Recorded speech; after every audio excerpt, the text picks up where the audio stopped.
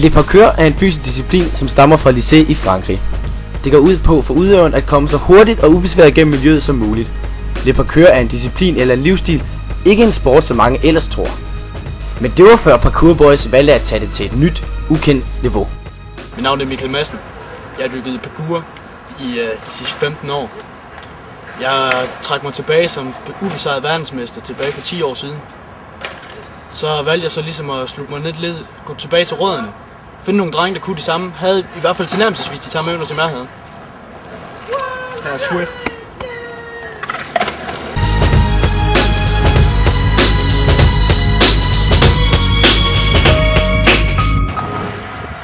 Mit navn er Swift.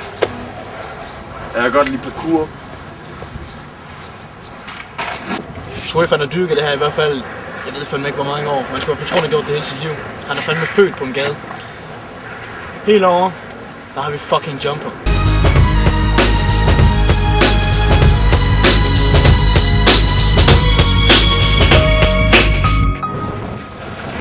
Hvad up? Mit navn er Jumper. Også kendt som Rasmus. Jeg har lavet det pis her i snart 2 år. Og mig og Swift, we just doing our thing, you know. Bare byen er sgu ikke sikker. Hvad up? Jeg har den dybeste respekt for Jumper, de evner han har.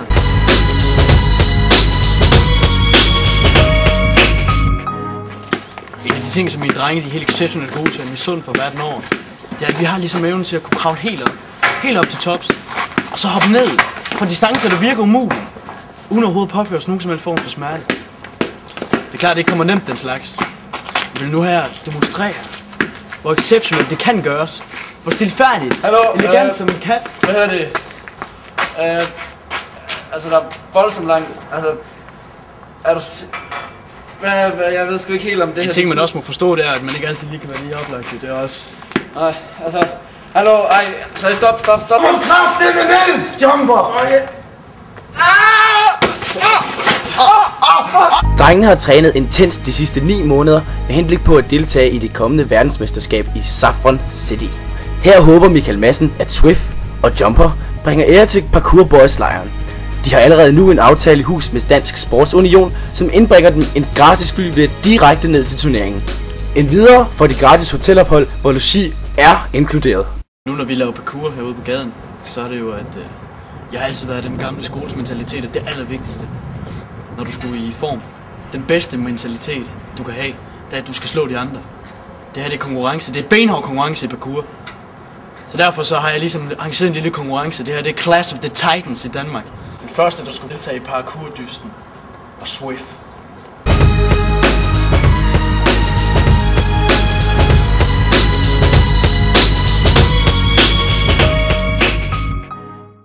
Dernæst i parkour var det Jumper. Livet i parkourmiljøet er hårdt. Ikke blot er det præget af benhård konkurrence, skrammer og skader er ligeledes en del af dette miljø. Hey!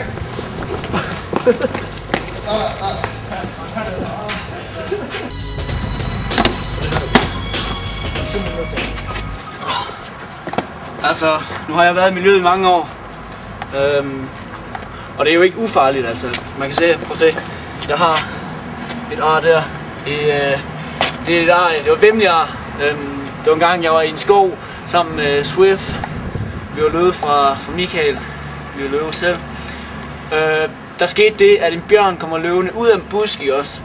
Så vi må flygte, vi må bruge al vores træning. Det er ligesom der, det betaler sig, at vi har lavet det her.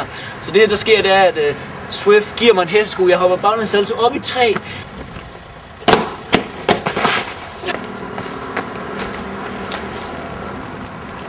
Jeg har fandme mange ar. Fordi det er fandme farligt arbejde, vi laver. Så jeg har slået mig sådan et par steder, men altså igennem sådan 5 års erfaring, så lærer man at bide smerten ind. Så jeg har et ar her, og jeg har et ar her. Og hvis du kan se den her, det er en cigaret.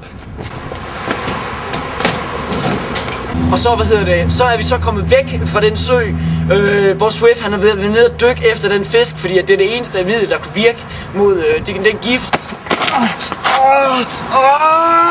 Så har jeg lige slået mig her, det gør faktisk pisse nas, og så har jeg... Sekunder. Jeg har et ar her.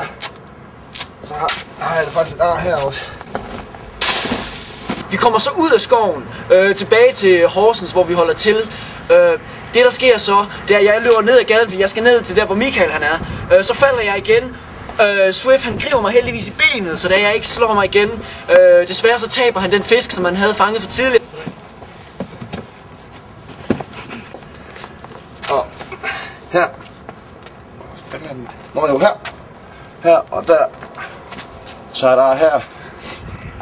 Så har jeg faktisk et ar her også, hvis du kan se den. Her. Det gør fandme ondt. Og så... Ja.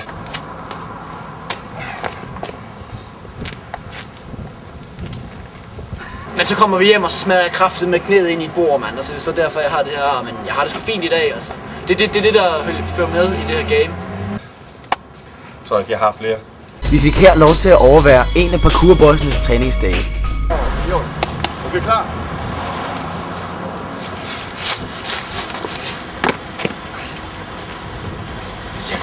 Yeah! Yes, man! Det er Mads, med på parkourhold. Så er det fucking nice. Hvad hedder det? Ja, næste gang, der skal vi bare til at... Næste gang laver vi en grinder. En grinder bare op ad kantstenen der. Hvad fanden mener du med det? Hvordan kan de have afslået os? Har de givet os afslag? Hallo, hvad sker der? Ja, du skal da ikke heller høre på mig. Nej. Hey, hallo.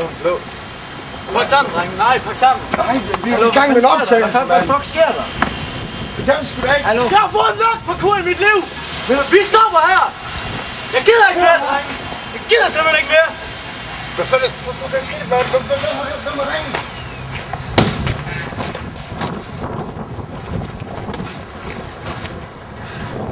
Ej, den er helt gal, den her. Den er helt gal. Sluk hænder.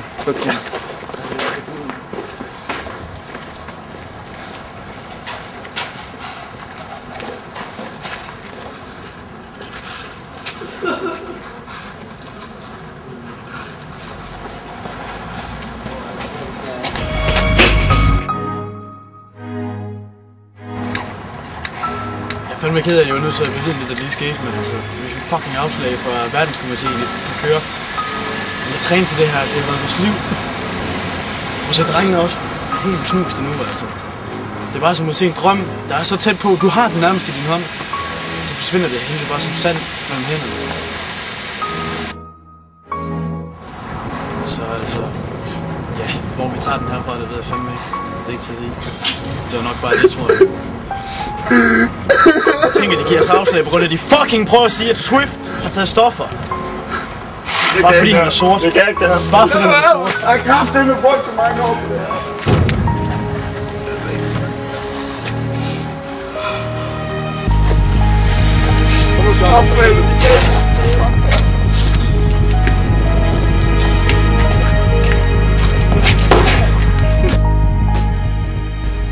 Grundet en mistanke om præstationsfremmende stoffer i Swifts blod, kom Parkour Boys aldrig med til VM. Og Michael Madsens drøm om sportens accept i Danmark blev knust.